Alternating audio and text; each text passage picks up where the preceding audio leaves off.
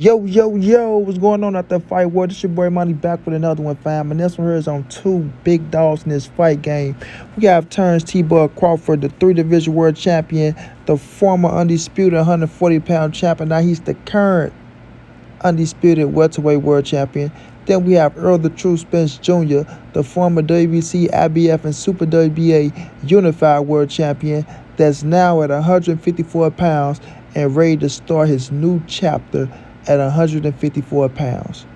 Now, ladies and gentlemen, boys and girls all over the world, I'm here to tell y'all why Errol Spence will be victorious at 154 and why his career will prosper and blossom even more. Y'all have to understand that Errol Spence was already ready to go to 154. He was tired of 147 in the first place. You understand what I'm saying? He was tired of 147. But he did what he said he was going to do. He stuck around to fight Turnbull Crawford to give us undisputed. And I salute that king for that. You understand me? I salute him for that. Because he could have easily went to 154 and not give us that fight. You know what I'm saying? Now, and not have to lose that 7 pounds, it's going to work in his favor big time. You understand? Big time. Now, we all know he's supposed to be fighting Turnbull Crawford in a rematch at 154 pounds. The thing about this is we don't know if that fight going to be next or, after both of them get they feet wet at 154, then turn around and get it in a rematch and things of that nature.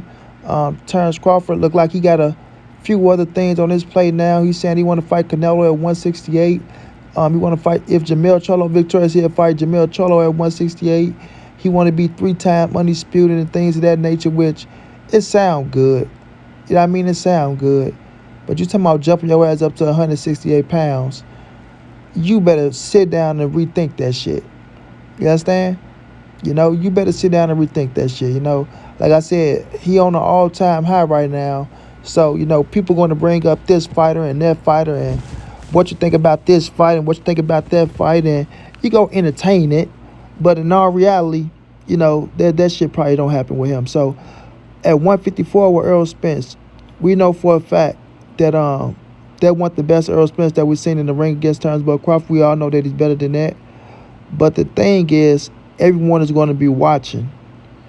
Everyone is going to be watching to see how Errol Spence respond to his first fight back after losing to Turnbull Crawford and the way he lost to Turnbull Crawford. You know what I mean? So at 154, he's still going to be one of the top shotters. You understand?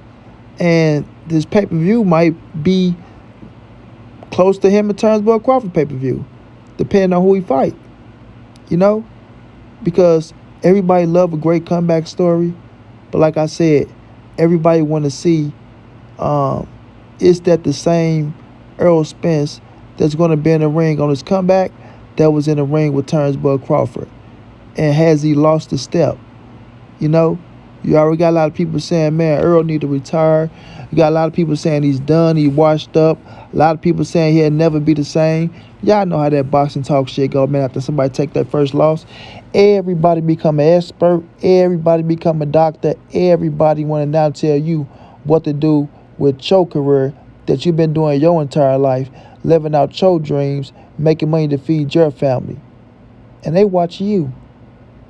And we talking about people that ain't never threw a punch in their goddamn life. Probably ain't never been in the street fight in their life.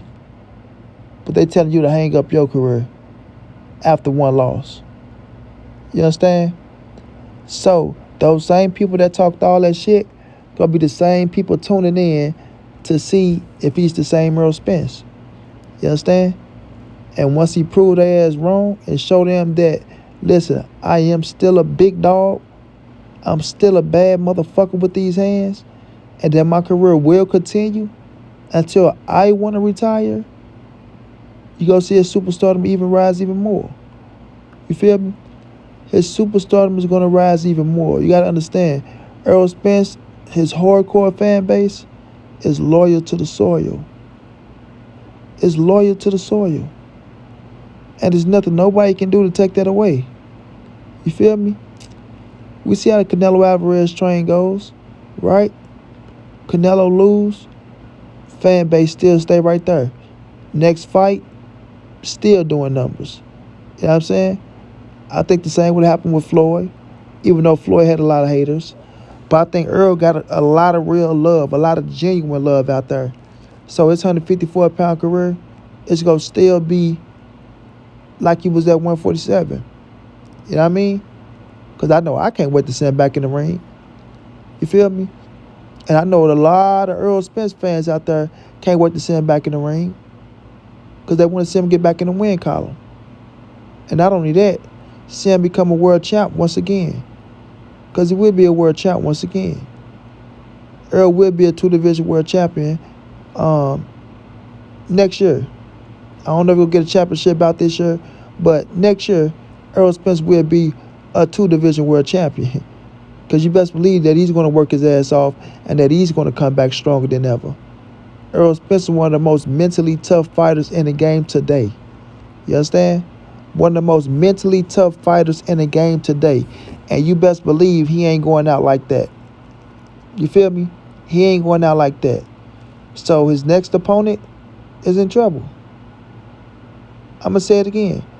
The next opponent that step in the ring with Errol Spence is in trouble. Because that man want to make a statement, bro. He want to make a statement across the world to let everybody know. But y'all seen it in the ring July 29th. That ain't the best me.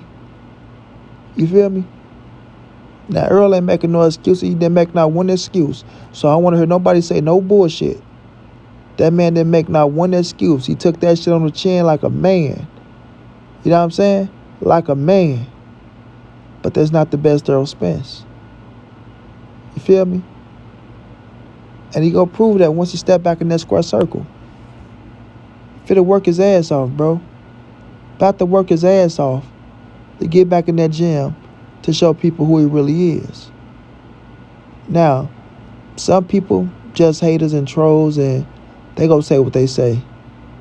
Those are just people you really don't pay attention to. You feel me? Because they're not really boxing fans.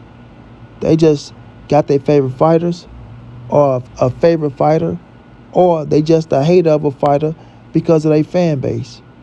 And there's a whole lot of that going on out here, where a lot of these people just hate on the fighter because they dislike the fan base. Oh, man, his fans think they all that. Manny Pacquiao fans ain't shit. Floyd Mayweather fans ain't shit. Gervonta Tank Davis fans delusional. Errol Spence fans crazy. You see what I'm saying? They hate a fighter because of their fan base. Not because they got something against the fighter. Not because the fighter ain't a bad motherfucker, a great fighter. Because of the fan base. That's what we're dealing with nowadays. You understand? But at the end of the day, man, look, Errol Spence is coming back to make more history. You feel me? Now the next chapter of his career begins, and he ready for it. You know? And it's going to be with Derrick James. So to all y'all out there that keep talking about the man need to fire Derrick James, sit y'all ass down somewhere. Please sit down somewhere. You know? Y'all just haters. That's it. That's all. Y'all just haters. So, like I said, I don't know if Errol Spence's next fight will be against Terrence Bud Crawford at 154. I do believe the rematch will happen at 154, whether it's next or not, because I think Crawford will go to 154. I think he will be victorious in his first fight up there. Errol Spence will be victorious in his first fight up there, and then I think they'll turn around and they'll get that thing on, maybe for a title, maybe not. Maybe to be a mandatory to fight for a world title, you know, against Costa Zoo or somebody. Or if Jamil decided to go to 160 and vacate the titles, then they could probably get it in for a vacant title. You know what I'm saying? So we'll just have to see. But I tell you like this, Errol Spence is coming back to make a statement. So to all you motherfuckers that was hating, laughing, joking, memeing, and all that shit, keep that same energy. Because the king will return. And he will return back on top. Mark my words on that. Shouts out to EJ. Can't wait to see you back in the ring, King. Let's go to work. Let's make history. And let's just shut these people up. Straight like that.